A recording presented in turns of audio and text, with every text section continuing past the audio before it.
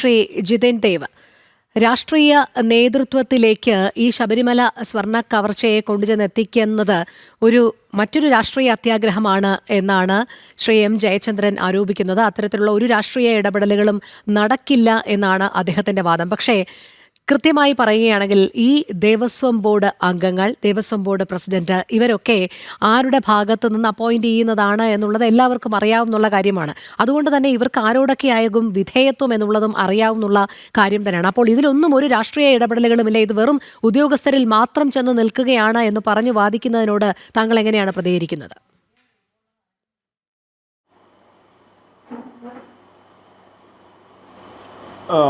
രോഹിണി, നമ്മൾ ഈ സെപ്റ്റംബർ മാസം മുതൽ ഈ ശബരിമലയിലെ തീവട്ടിക്കൊള്ള സംബന്ധിച്ചിട്ടുള്ള ചർച്ചകൾ മാധ്യമങ്ങൾ ഏറ്റെടുത്ത സമയം മുതൽ CPM-ൻ്റെ വാദങ്ങൾ അങ്ങനെ പരിശോധിക്കണം.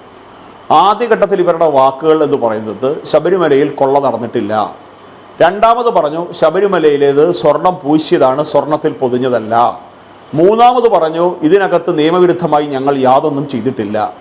അവസാനം ഹൈക്കോടതി തന്നെ കൃത്യമായ ജഡ്ജ്മെൻറ്റിലൂടെ ശ്രീ വിജയ് മല്യ സ്ഥാപിച്ചത് സ്വർണം പൂശലല്ല, സ്വർണത്തിൽ പൊതിഞ്ഞ പാളികളാണ്, സ്വർണ്ണപ്പാളികൾ തന്നെയാണ് എന്ന് വ്യക്തമാക്കിയപ്പോൾ ഇവർ പറഞ്ഞെന്താണ്, ഇതൊരു അഡ്മിനിസ്ട്രേറ്റീവ് ലാപ്സാണ്, ഏതൊക്കെ ഉദ്യോഗസ്ഥർ കാണിച്ചു കൂട്ടിയ പരിപാടികളാണ് എന്നൊക്കെയാണ് പറഞ്ഞത്.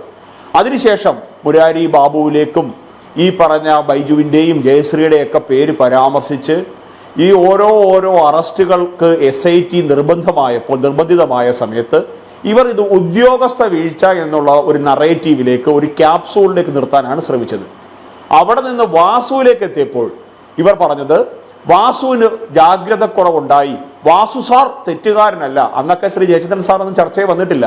ഈ ഞങ്ങളുടെ കൊല്ലത്തുള്ള ഈ ഹസ്കർ, വളരെ രാഷ്ട്രീയ നിരീക്ഷകൻ, ഇടതുപക്ഷ നിരീക്ഷകൻ പറഞ്ഞത് വാസു സാറിനെ എനിക്കറിയാം, സാർ ഇതൊന്നും ചെയ്യില്ല എന്നുള്ളതാണ്. വാസു സാറും കടന്ന് പത്മകുമാർ സാറ് ഇപ്പോൾ അകത്തെത്തി. നോക്കൂ, 2 ദേവസ്വം ബോർഡ് പ്രസിഡന്റുമാർ, CPM നോമിനേറ്റ് ചെയ്ത 2 ദേവസ്വം ബോർഡ് പ്രസിഡന്റുമാർ ഇന്ന് ജയിലറകളിലാണ്. ആവർത്തിച്ച് റിക്വസ്റ്റ് ചെയ്തിട്ടും ബഹുമാനപ്പെട്ട കോടതികൾ ജാമ്യം കൊടുക്കുന്നില്ല. നാളെ പത്മകുമാറിന്റെ ജാമ്യാപേക്ഷ കൊല്ലത്ത് പരിഗണിക്കുകയാണ്. നിലവിലെ സാഹചര്യത്തിൽ അതും പരിഗണിക്കപ്പെടുമെന്ന് ഒരാൾക്കും വിശ്വസിക്കാൻ സാധിക്കില്ല. ഇതാണ് സാഹചര്യം.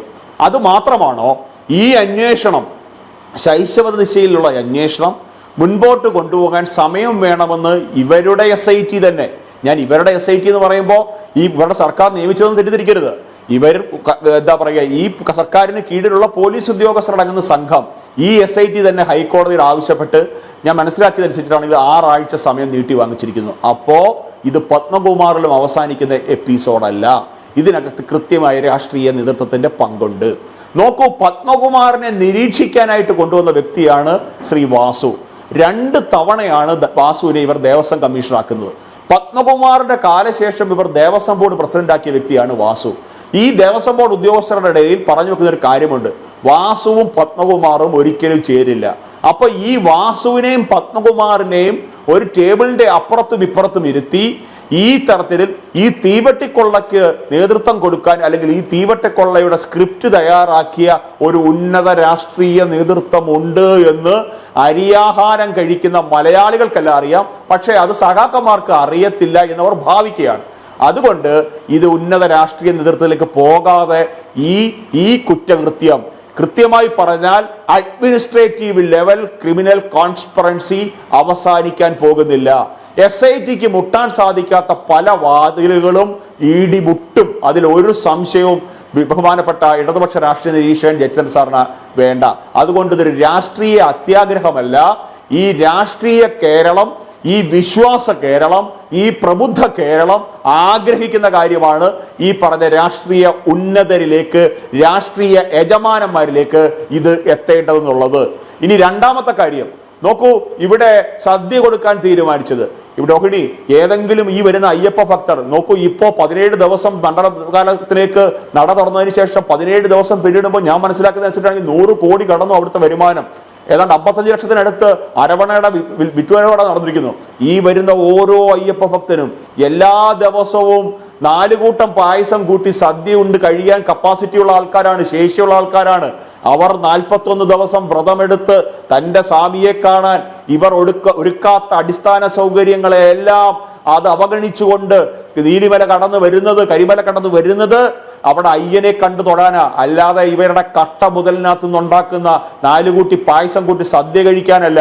അങ്ങനെ ജയകുമാർ ധരിച്ചിട്ടുണ്ടെങ്കിൽ അത് തെറ്റാണ്, അദ്ദേഹത്തിന് പറ്റിയ തെറ്റാണ്.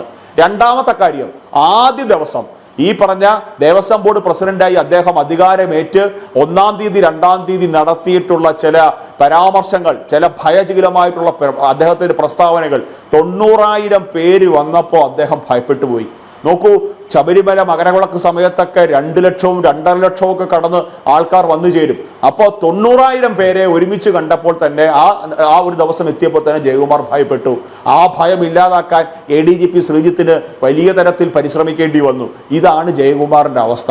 അദ്ദേഹം ഈ പറഞ്ഞതുപോലെ കറ തീർന്ന ഒരു ശബരിമല ഭക്തനാണ്.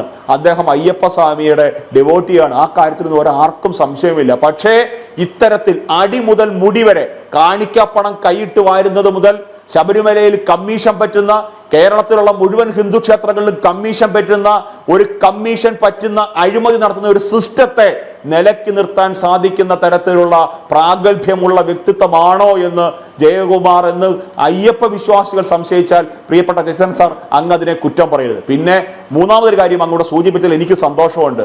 ഈ കവനന്റൊക്കെ നിരോധിച്ച് ദേവസ്വം ബോർഡിനെ സ്വതന്ത്രമായിട്ട് പോകാനുള്ള സാഹചര്യം കേന്ദ്ര സർക്കാർ ഒരുക്കണമെന്ന് അങ്ങയുടെ രാഷ്ട്രീയ അതിർവരമ്പുകളിൽ നിന്ന് അങ്ങ് പറഞ്ഞു വെക്കാൻ ശ്രമിച്ചതിൽ സന്തോഷമുണ്ട്. അങ്ങ് ഭയപ്പെടേണ്ടതില്ല.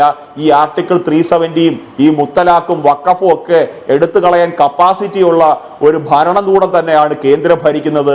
അതുകൊണ്ട് അങ്ങയുടെ ആഗ്രഹം, അങ്ങയുടെ മനസ്സിൽ നിന്ന് ഉയർന്നു വന്ന ആഗ്രഹം പ്രാവർത്തികമാകുന്ന സാഹചര്യം ഉണ്ടാകാൻ നമുക്കെല്ലാവർക്കും കൂട്ടായി അയ്യപ്പ സ്വാമിയോട് പ്രാർത്ഥിക്കാം.